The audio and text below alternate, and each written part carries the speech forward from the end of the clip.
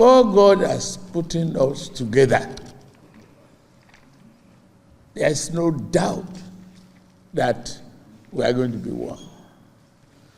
Let me allude to something that happened yesterday. The change of national anthem. Nigeria will hate it. Some people say, okay, so what? Is that your priority? It's my priority. I agree with the National Assembly. If they make law, I got to obey that law. Or we disagree openly and close the chapter. But the question of diversity, who gave us the name Nigeria? Is it not Britain or somewhere? Have we changed our name? We are Nigerians. Our passport shows that. As long as we are Nigerians and one family, we remain and protect our diversity and love one another as brothers and sisters.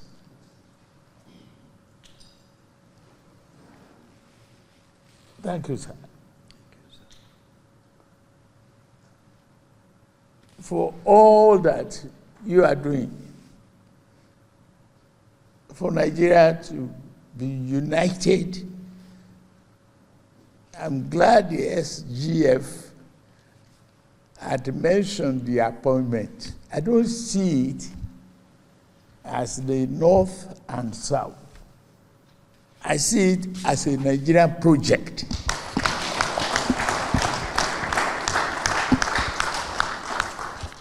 The question of who you are, you have no control over it. It is God Almighty that put you in that particular place and make you a member of that family. You have no control over it.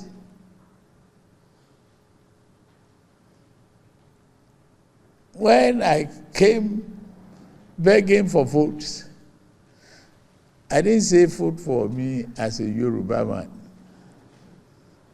I say vote for me as a Bola Ahmed Tinubu, one of you.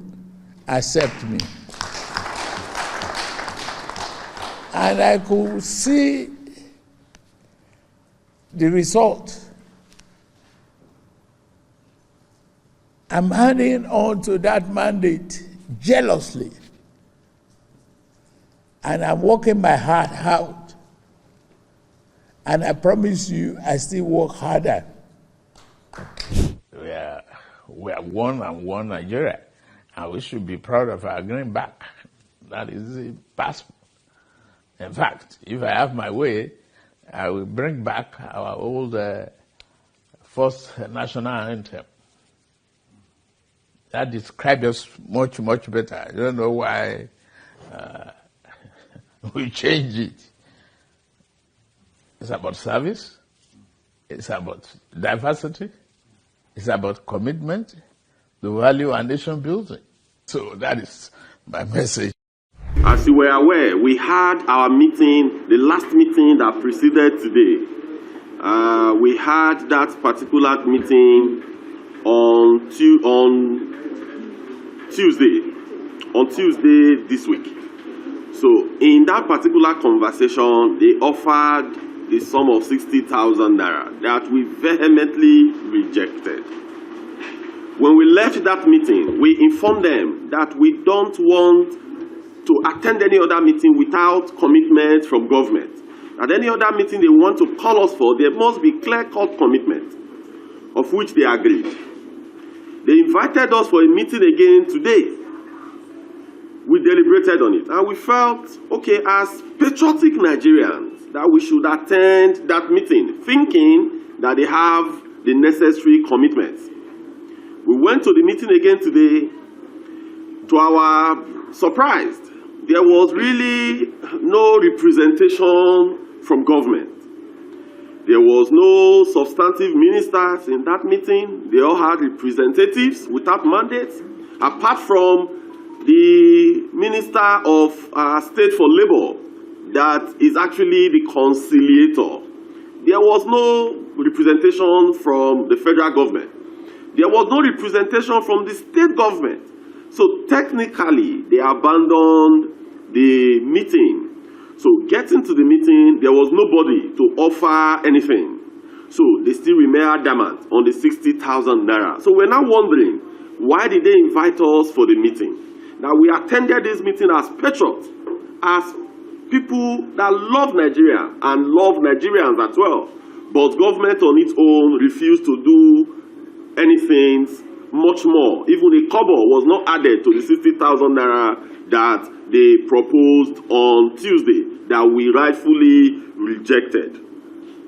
And gentlemen, you remember very well that, gentlemen of the press, you remember very well that we issued an ultimatum, 1st of May 2024, during the May Day rally, on 2 items. Number 1, the electricity tariff hike, as well as the minimum wage.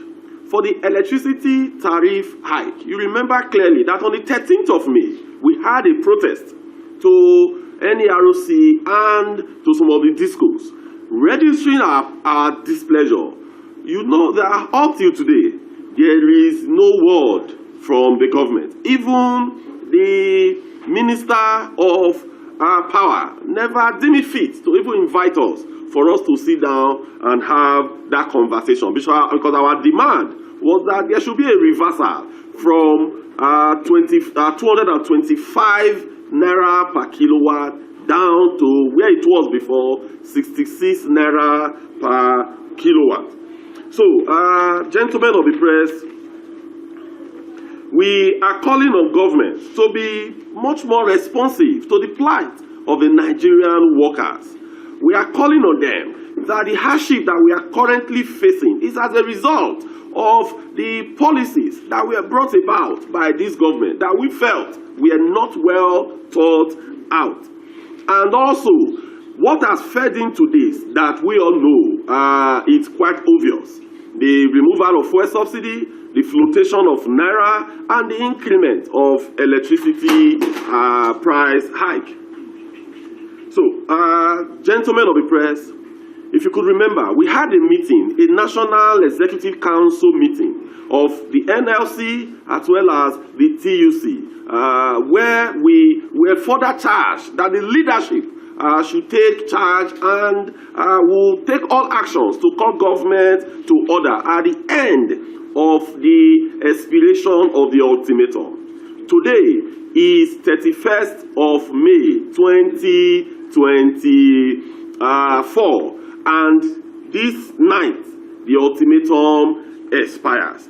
So, gentlemen of the press, we are hereby declaring the commencement of a nationwide industrial action, a nationwide strike, effective from Monday, June 3rd, 2024. And this strike shall be indefinite. And this strike shall be on until we have a new national minimum wage, until government is serious and also the tariff increment in electricity is reversed. We are united on this. We believe that this is the way forward. We believe this is the time, as we have done over the years, to consistently stand with the working class of Nigeria, because they have been battered and they have been downtrodden the way it has been from May 29th till date. So, comrades, gentlemen of the press, that is actually our stand on this. So, by midnight on Monday, June 3rd, we shall embark on a nationwide. Sunday midnight, we shall embark on a nationwide strike, effective Sunday midnight, June 2nd, 2024. I think that's an error. Thank you so much, comrade. Thank you. government says 60,000 naira, and if government should call you and say, okay, we are giving you a certain amount, what amount do you think government should be offering that will make you pull out of the indefinite strike? Government can only call for a continuation of the negotiation, not by award. So it's like calling us tomorrow to say, let us continue with the negotiation. Now we'll negotiate from there. But not to call us to say, we are giving you 10 naira or 20 naira. You know, that would be out of, you know, the concept of... So if you are called... Calling us doesn't mean agreement. So until we sign an agreement on what is mutually agreeable by the parties, our action will be on. But our action is not such that we will not equally negotiate. Because the two parties are now going to negotiate under duress. We're under pressure. They will be under pressure. That's the meaning of this. So the earlier we resolve it, the better for us. This pronouncement was made.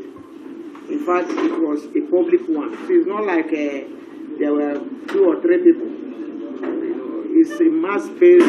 And as of today, there is no minimum wage for Nigerian workers, technically, by the expiration of the act, you know, by 18th of April. So as at now, we're operating without any law, you know, backing up the minimum wage. You know, they were talking about 100% increase. That's what they have offered.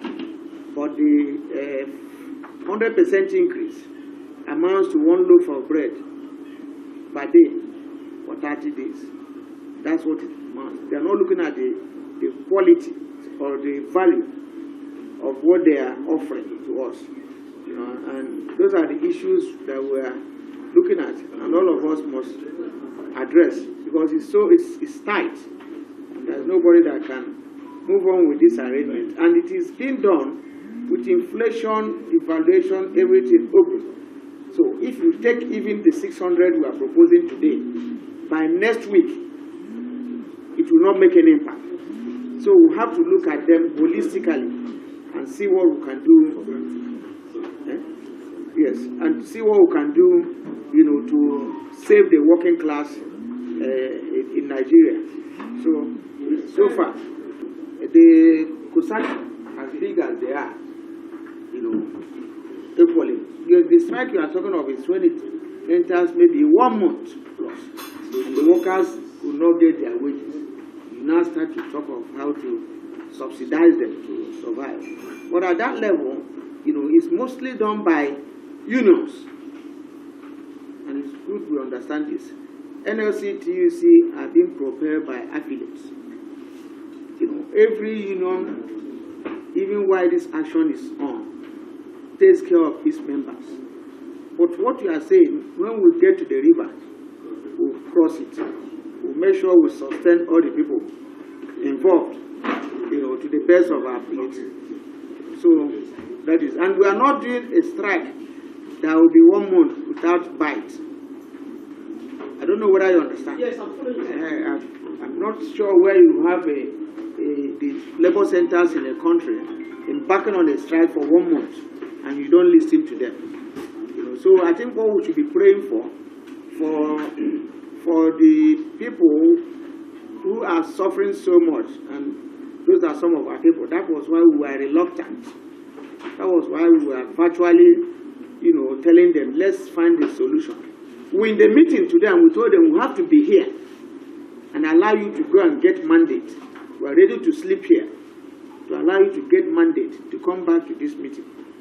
They say no, we should just allow them whenever they get mandate. And it is difficult to see even president that they don't have access and all that. And then they didn't come out with it. We found ourselves in a helpless situation. So that is where we are now. So everybody should be patient with us while we embark on this. So on this note, we bring the press conference and thank you for coming.